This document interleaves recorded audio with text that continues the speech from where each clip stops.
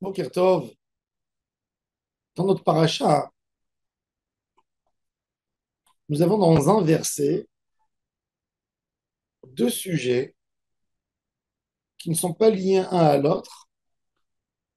Et la Torah nous donne un ordre extrême, d'avoir un respect extrême pour les deux, les parents et le Shabbat. Ish imo ve'aviv tiraou, ve'et shabbatotai tishmoru.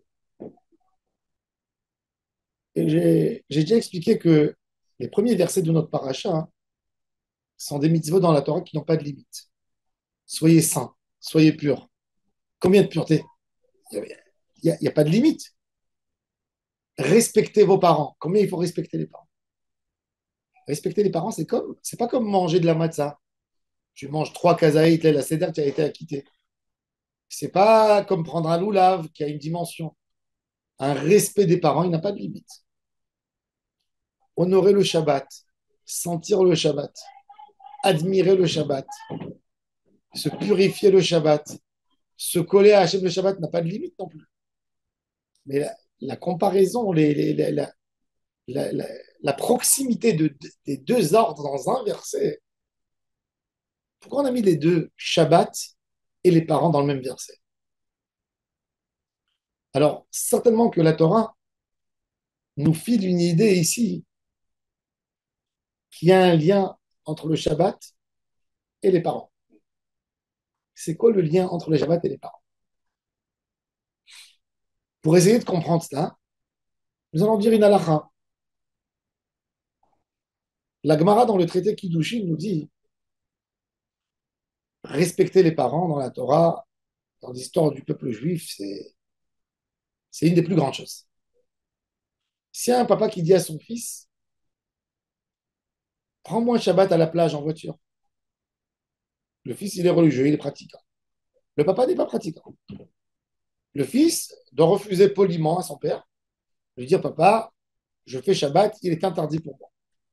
Et si le père lui dit, mon fils, alors c'est quoi ton éducation?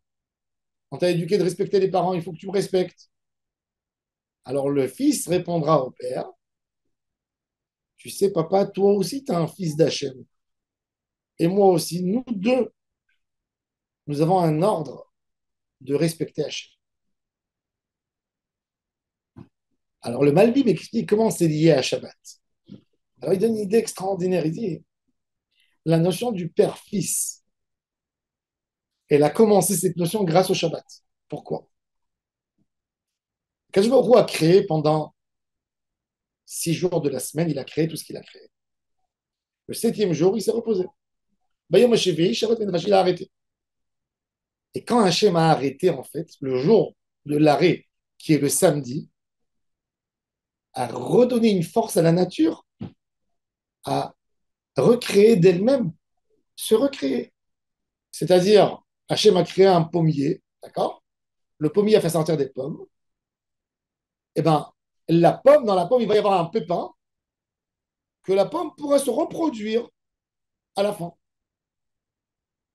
Donc, quand Dieu a stoppé en fait son travail, c'est-à-dire qu'il a dit en ce moment au monde entier, à tout ce qu'il a créé, les animaux, les poissons, la volaille, les arbres, les herbes, les mouches, les insectes, à tout, même à l'homme, vous allez vous reproduire. Ça y est, moi j'arrête, et maintenant c'est à vous de faire. C'est-à-dire que l'arrêt d'Akadosh Baruch Hu a donné la notion de hiérarchie, père, fils, petit-fils. Parce que si Dieu ne s'arrêtait pas le samedi, ben, il aurait continué à recréer une deuxième pomme, et une troisième pomme, et une quatrième pomme. Il aurait continué à créer Adam, et encore un Adam, et encore un Adam. Il n'aurait pas besoin d'avoir Adam et Ève pour faire des enfants. Il aurait continué à créer. Donc l'enfant répond à son papa, papa, tu sais pourquoi moi je suis ton fils? Pourquoi moi je dois t'honorer? Grâce au Shabbat. Parce qu'il y a eu Shabbat, il y a eu la notion du monde qui se refait. Donc, si toi tu me dis de ne pas respecter la règle du Shabbat, je n'ai pas besoin de toi parce que s'il n'y avait pas Shabbat, c'est-à-dire que moi j'aurais été là sans toi. puisque Dieu aurait continué à créer des hommes. Donc, je n'ai pas à te respecter. Donc, si tu veux que je te respecte, tu dois garder Shabbat. C'est-à-dire que Shabbat Kodesh, c'est le Shoresh de toute la Kedusha. Il faut savoir, de la même manière que notre ADN dans le caractère, vous savez que un homme peut être le plus grand des sportifs dans sa vie, s'entretenir 65% du taux de vie de l'homme, c'est son ADN. Il n'y a rien à faire. Un homme qui est né dans une famille où il y a des maladies de cœur, il faut être vigilant toujours par rapport au cœur. Un homme qui est né à des parents des années, ils sont diabétiques, il faut faire attention du diabète. Il n'y a rien à faire. Tu peux ne pas manger de sucre. C'est héréditaire. De la même manière que le père et la mère, la base de tout, le berceau, la partie principale qu'on a en nous, c'est nos parents. C'est pour ça que c'est tellement important dans le judaïsme, les parents. Les parents nous donnent tellement de choses, pas rien que physique, ressemble à la peau, la chair, la bonne santé ou les mauvaises choses. Ils nous donnent aussi du caractère. De cette même manière, Shabbat, Shabbat, le jour du Shabbat, ou faire le Shabbat, donne à la Neshama l'ADN de la Kedusha, de toutes les Kedushot. Toutes les Kedushot de la Torah, toutes les Kedushot de la Torah sont issues de la Kedusha du Shabbat. C'est pour ça que le Shabbat est écrit dans les 10 commandements. C'est pour ça que le Shabbat, c'est le premier ordre qu'un Israël a fait, même en étant en Égypte. Mon cher Rabbeinu a milité pour leur donner un Shabbat. Shabbat, c'est le premier événement dans la Torah. Dans le premier chapitre, Yom HaShishi, Vayichulu HaShamayim Ve'Haaretz, Vechol Tzevam, Bereshit, au début de la création du monde. Akadosh Baruch Hu, Vayikadesh Oto, il est écrit. La première fois où Dieu a mentionné le mot Kadosh dans la Bible, c'est par rapport au Shabbat. Donc la Kdusha du Shabbat, c'est la Kdusha de toutes les Kdushas, elles sont tirées de cette Kdusha, issues de cette Kdusha. Plus on garde le Shabbat, plus on devient Kadosh. Il y a des dimensions de garder le Shabbat.